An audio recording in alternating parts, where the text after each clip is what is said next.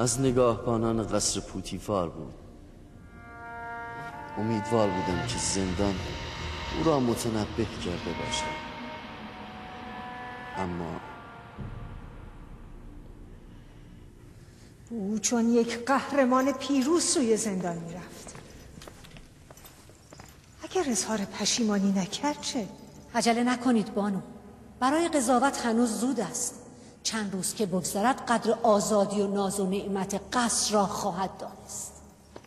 روزی که میرفت به یک رها شده از بند میمانست، نه یک اسیر شده در بند. امیدوارم این ترفند جواب دهد، وگرنه من میدانم و تو.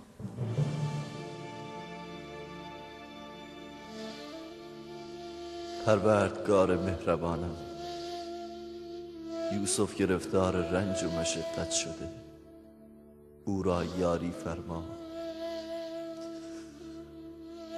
من آزادی خیش را از دست دادم که تو را از دست ندهم.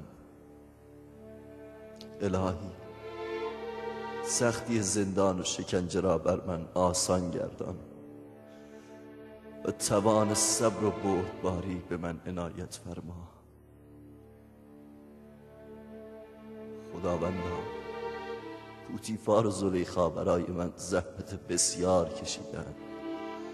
من از آنان گذشتم، تو نیز بگذر و زلیخا را از زندانهای گوناگونی که برای خود ساخته نجات داده و به سوی خیش هدایت فرما.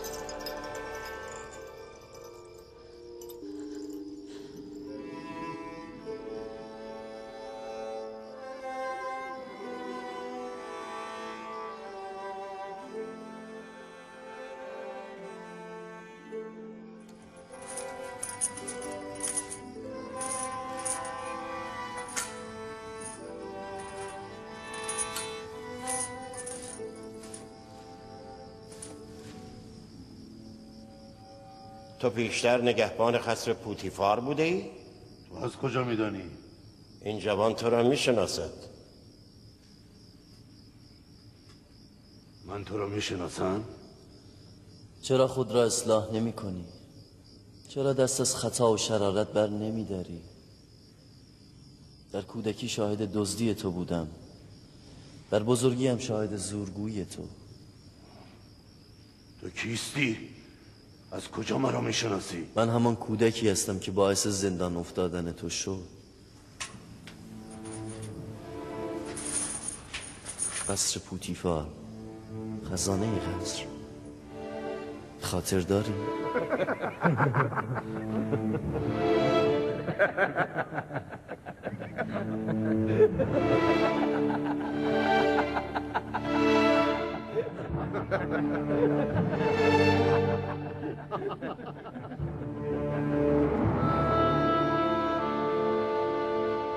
هیچ وقت تو را فراموش نمی کنم.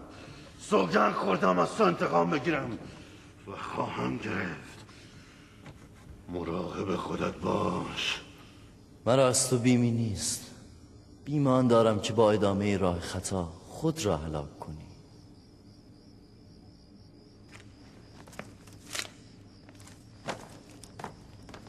ماجرا چیست؟ چیزی نیست. مطلبی است مربوط به گذشته بین من و نینفرکپتار. آنها که هستند؟ جرمشان چیست؟ چرا زندانشان جداست؟ نمیدانم. دیروز آوردند. جرمشان باید سنگین باشد. از چهرهشان که شرارت بر نمی آید. مدام با یکدیگر نزاع دارند. نمیدانم چرا.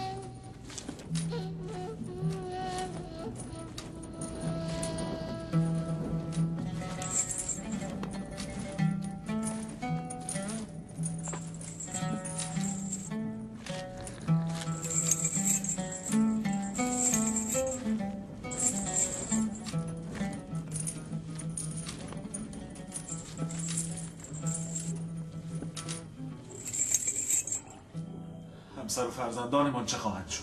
تو یه بزدل هر چه بر سرت بیاید کم است. اگر بی ارزگی و ترس تو نبود همکنون آمون‌هاتب مرده بود. ما نیز هر کدام برای خود جاه و مقامی داشتیم و ثروت هنگفتی را به چنگ آورده بودیم. حالا تو فکر میکنی چه بر سر ما خواهد آمد؟ من زیاد نگران نیستم. ما آمون‌هاتب را نکشتیم، دیگری میکشند. نجات پیدا میکنیم، مطمئنم. پس تو کسانی را داری که کار نیمه تمام تو را تمام کنند. آنها چه کسانی هستند؟ بیا و نام آنها را بگو تا از اینجا خلاص شویم. تو چقدر ساده لوحی. ابله، ما تا زمانی زنده هستیم که حرفی برای گفتن داریم. به محض گفتن کارمان تمام است. ولی من یقین دارم از اینجا نجات خواهم یافت. و تو یقین بدان به عنوان یک خائن بزدل هیچ راه نجاتی نداری. یعنی من نخواهم گذاشت. من گمان میکنم تو ساده لوحی. تو را فریب دادند. اکنون هم که در خطر افتاده ای هیچ یادی از تو نمی کنند. بس کن این روز، بس کن. من به آنان اطمینان دارم.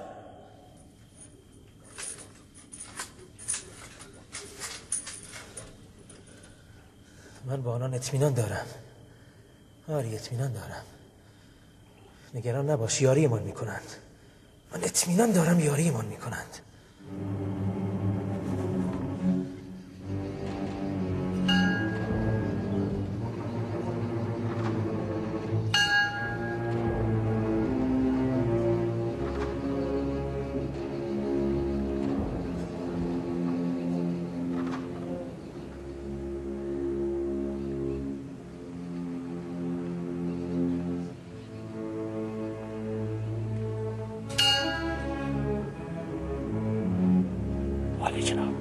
متاسفانه نه برای آمنه‌هotep و نه خانواده او هیچ اتفاقی نیفتاده.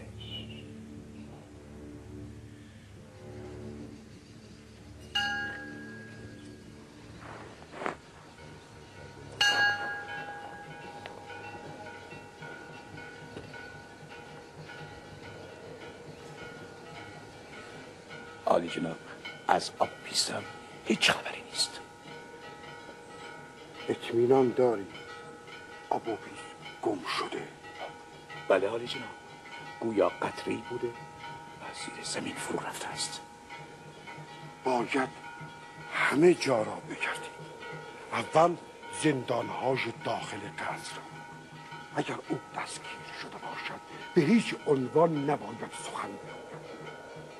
هر کجا او را یافتید تفصیل بدهید، برای همیشه سکوت کنم.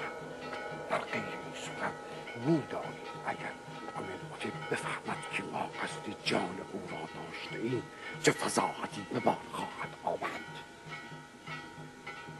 اگر بر علیه ما اقدامی نشده یعنی هنوز کسی از ماجرا خبر ندارد و یا اگر ابوالفیض دستگیر شده هنوز سخنی نگفته. نگران نباشید عالی جناب. زیر زمین یا بالای آسمان هم که رفته باشد او را پیدا خواهم کرد.